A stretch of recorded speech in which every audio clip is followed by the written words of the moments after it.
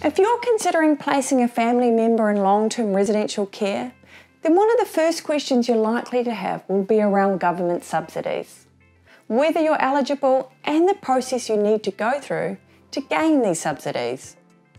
In this video, I'll cover 3 things: eligibility criteria, asset and income thresholds, and how you go about applying.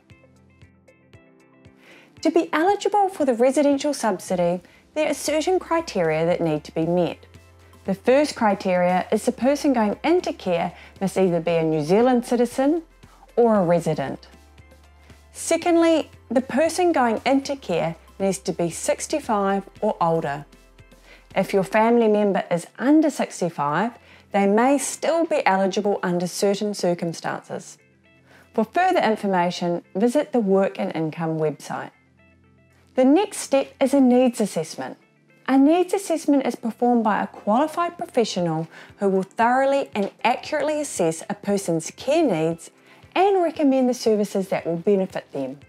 The applicant will need to be assessed as requiring residential care on a permanent basis. In other words, the assessor has recommended that moving into a care home is the right decision. The fourth criteria is the care home you've chosen must be a facility that is DHB contracted. Most care homes will have a DHB contract, but it's an important question to ask when considering your options. Finally, the person moving into care must meet the asset and income thresholds. Let's start with assets. There are 2 different asset thresholds.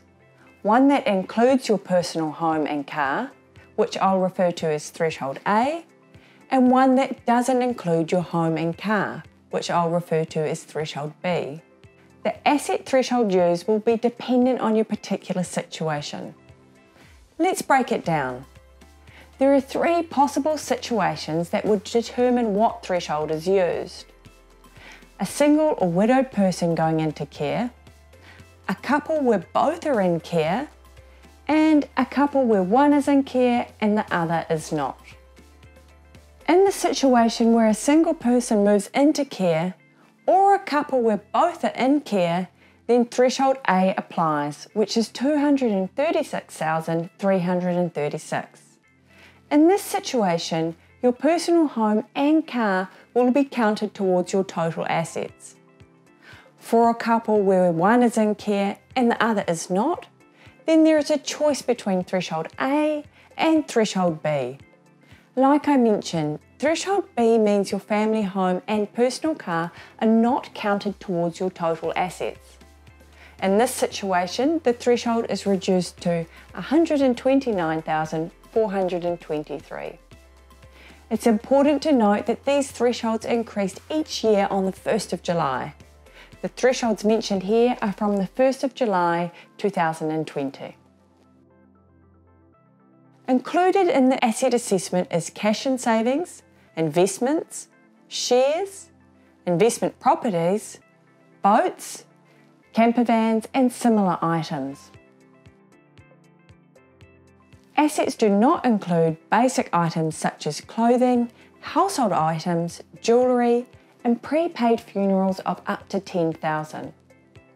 Work and Income will also want to know if your family member or their partner has ever transferred assets into a trust or been the settlor, trustee, or beneficiary of a trust or an estate. In some cases, assets you have transferred to a trust can still be counted as yours. One important part of the asset assessment is the consideration of assets which are gifted or sold. Work and Income will check what assets your family member and their partner has gifted or sold in the past 5 years, but they won't count up to $6,500 worth of assets per year, a total of $32,500.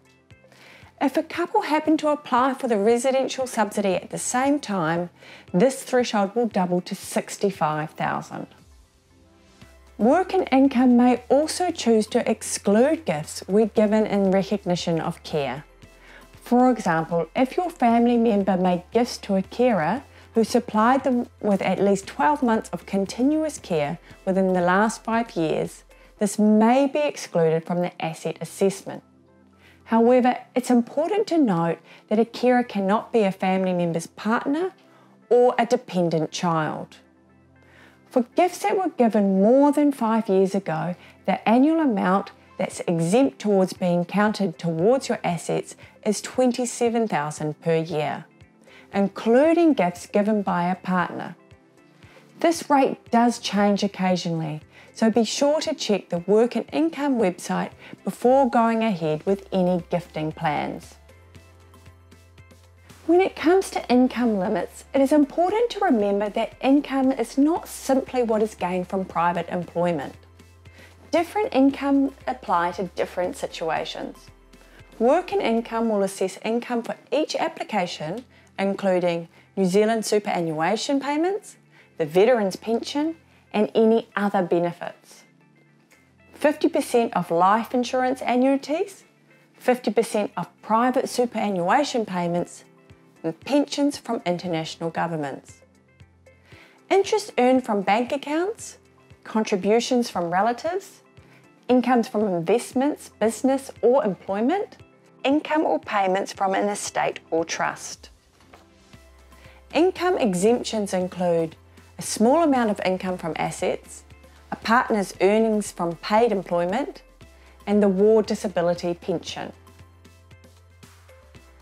The subsidy amount is the difference between how much an applicant must contribute towards their care based on an asset and income assessment and how much the care costs, according to the Ministry of Health.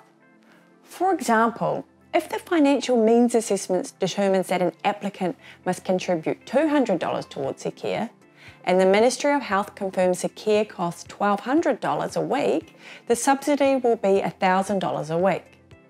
It is important to note that the cost of care excludes premium room charges. If the applicant chooses a premium room over a standard room, then the additional charges will need to be paid for privately. If a needs assessment reveals that your family member requires care in a residential facility, then the assessor will provide you with the subsidy application forms, including the form for a financial means assessment. The next step is to complete these forms and send them to Work and Income. It is recommended to complete these forms as promptly as possible, as processing the application can take some time. Work and Income will inform you whether you qualify for the residential care subsidy, and if so, how much you will receive, and therefore how much you will need to contribute yourself. In summary, Step 1 is to consider the applicant's eligibility. Step 2, the applicant will need to complete a needs assessment to see whether long-term residential care is a recommended option.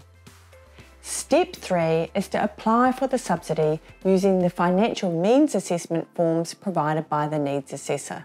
Step 4 is to wait and hear from Work and Income about whether the applicant meets the criteria, and if so, how much will be paid towards their care.